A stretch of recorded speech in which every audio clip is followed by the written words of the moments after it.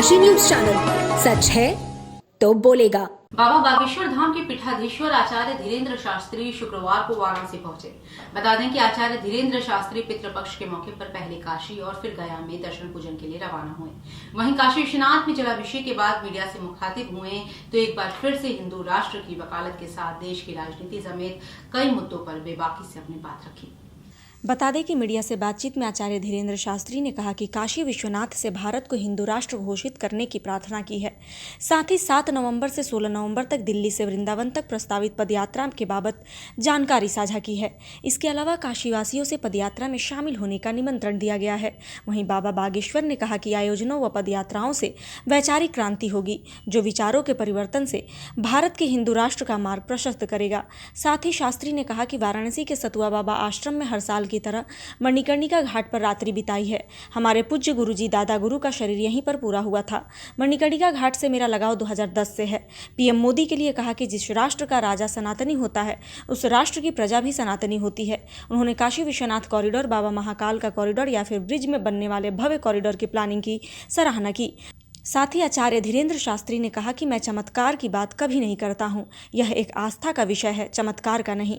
हम किसी का भविष्य नहीं बताते, बल्कि भविष्य को ठीक बनाने की बात करते हैं। मैं अपने गुरु परंपरा का निर्वहन कर रहा हूं। वहीं प्रेमानंद महाराज पर टिप्पणी पर कहा कि गुरु महाराज की बात को अलग रूप में कहा गया। मैं प्रेमानंद महाराज से मिलने भी जाऊँगा। वह अद्भुत संत हैं, किसी के अंदर कोई वैमनस्य नहीं है। इसके अलावा वह पीएम मोदी की माँ पर की गई टिप्पणी पर कहा कि माँ किसी की भी हो, वह पूजनीय होती है और किसी की भी मां के खिलाफ बोलना निंदनीय है। धीरेन्द्र शास्त्री ने कहा कि जब देश में चोर राजनेता हो सकते हैं, उचक्के राजनेता हो सकते हैं, मर्डर करने वाले राजनेता हो सकते हैं, तो भगवाधारी राजनेता होना चाहिए। यूपी में भगवाधारी राजनेता है तो हम उनका पूरा सपोर्ट करते हैं। वो लोग भी आते हैं, चमत्कार की उम्मीद लेके आते हैं जी। ये विज्ञान के युग में जी सरकार के द्वारा कहाँ चूक हो रही है कि लोग आपके यहाँ अपनी मदद के लिए चमत्कार को देखने आ रहे हैं। देखिए, देश आस्था का देश है। चमत्कार का विषय हमने कभी ये नहीं कहा कि हम तुमको दौड़वा देंगे या उड़ा देंगे या हम उड़ते हैं या कुछ कहें। हम कभी भी किसी का भविष्य नहीं बताते, भविष्य ठीक बनाने की बात बताते हैं। और ये बात बताना एक गुरु का दायित्व है। हम अपनी गुरु परंपरा का निर्वहन कर रहे हैं। हो रहा है इस तरह के जो ओछा हम राजनेताओं की टिप्पणियों पर कोई भी बयानबाजी नहीं करते। हमारा पूर्ववत सिद्धांत है, हम अपने सिद्धांत पर अडिग हैं।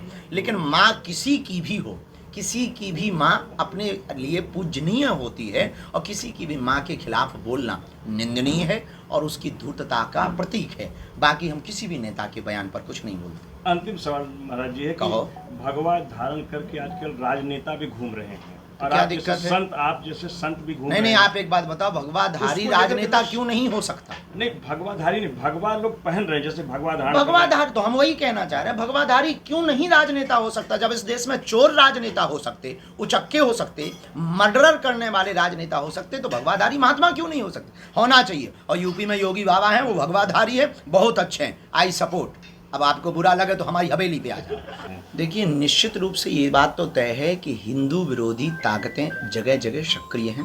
पाकिस्तान में 22% से 2% बचे। बांग्लादेश में जिस प्रकार से हिंदुओं पर घात किया गया, हिंदुओं का नरसंहार किया गया, उनके ऊपर अत्याचार किया गया, पूरे वर्ल्ड में जहाँ जहाँ हिंदू हैं उनके अपोजिट में विरोधी ताकतें सक्रिय हैं, लगातार हिंदुओं को घटाना चाह रही हैं।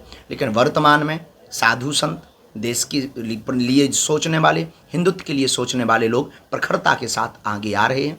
रही नेपाल की बात, तो नेपाल में हम फिर से चाहते हैं राज्य सत्ता स्थापित हो, राज्य सत्ता के माध्यम से नेपाल की संस्कृति और पुनः वो हिंदू राष्ट्र घोषित हो, जो कुछ दिन पहले पर हिंदू राष्ट्र घोषित था। लेकिन कुछ लोगों ने, कुछ पश्चिमी विचारधारा के लोगों ने, कम्युनिस्ट बुद्धि वाले लोगों ने हिंदू राष्ट्र से उसको अलग किया था। हम चाहते हैं पुनः नेपाल हिंदू राष्ट्र हो और भारत भी हिंदू राष्ट्र जल्दी हो।